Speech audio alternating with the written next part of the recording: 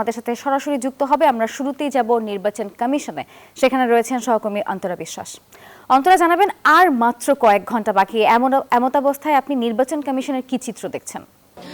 আসলে আমি আছি নির্বাচন কমিশনের ঠিক পেছনের যে ভবনটি রয়েছে নির্বাচনী প্রশিক্ষণ ইনস্টিটিউট, এখানেই হচ্ছে ঢাকা রিটার্নিং কর্মকর্তার যে কার্যালয়, এবং এখানে ঢাকা 13 এবং 15 আসনের যে প্রার্থীরা রয়েছেন তারা তাদের মনোনয়নপত্র জমা দিচ্ছেন। এরই মধ্যে ববি হাজ্জাজ, বিএনপির ঢাকা 13 আসনের প্রার্থী, তিনি মনোনয়নপত্র জমা দিয়েছেন এবং তিনি যে কথাটি বলছেন, একেবারে নিশিরাতে আরপিও সংশোধনের যে নিয়ম নির্বাচন কমিশনের পক্ষ থেকে দেওয়া হয়েছে সেটিকে তিনি আসলে একেবারেই সাধুবাদ জানাননি। তিনি বলেছেন এই নিয়মটি একদমই ঠিক হয়নি, কারণ যার যার দলীয় প্রতীকে শেষে আসলে তাকেই নির্বাচন করতে হবে, যে কারণে তিনি সিদ্ধান্ত নিয়েছেন তার দলীয় প্রতীকে নির্বাচন না করে বিএনপির পক্ষ থেকে ঢাকা 13 আসনে নির্বাচন করবার।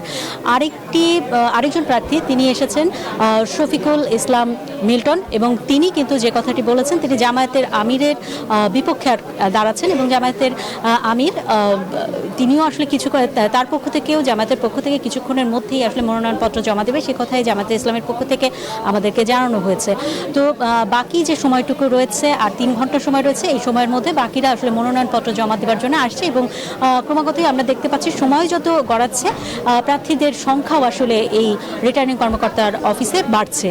আমার কাছে এখান থেকে এটি ছিল সর্বশেষ খবর। এবারে আমরা চলে যেতে চাই রিটার্নিং কর্মকর্তার আরেকটি অফিসে, সেগুনবাগিচায় বিভাগীয় কমিশনারের কার্যালয়, সেখানে রয়েছেন নামিরা আমাদেরকে জানাবেন যে সেখানে কোন কোন প্রার্থীর মনোনয়নপত্র এখন পর্যন্ত জমা হয়েছে।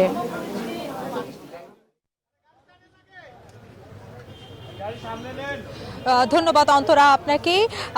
আমরা জানি যে ত্রয়োদশ জাতীয় সংসদ নির্বাচনকে কেন্দ্র করে আজ মনোনয়ন দাখিলের শেষ দিন, এবং গত 11 ডিসেম্বর প্রধান নির্বাচন কমিশনার এম নাসির উদ্দিন কিন্তু জাতির উদ্দেশ্যে ভাষণের মধ্য দিয়ে তফসিল ঘোষণা করেন, এবং সকাল থেকেই কিন্তু বিএনপি প্রার্থী যারা আছেন, শুধু বিএনপি প্রার্থী না, জামাত এবং অন্যান্য দল সকলেই কিন্তু আস্তে আস্তে মনোনয়নপত্র জমা দিচ্ছেন। মনোনয়নপত্র সহ 14টি গুরুত্বপূর্ণ দলিল সহ মনোনয়নপত্র জমা দিতে এসেছেন এবং জমা দিয়েছেনও।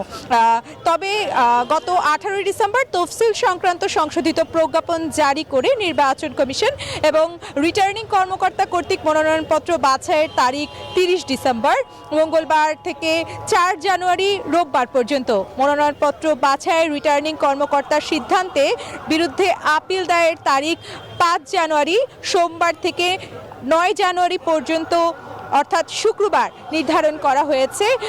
আমরা দেখেছি সকাল থেকে এ পর্যন্ত কিন্তু আইন শৃঙ্খলা মেনেই বেশ সুষ্ঠুভাবেই কিন্তু যারা প্রার্থীরা আছেন তারা কিন্তু এখানে এসেছেন এবং মনোনয়নপত্র জমা দিয়েছেন। তো এ ছিল এখান থেকে শেষ তথ্য। নাফিসা।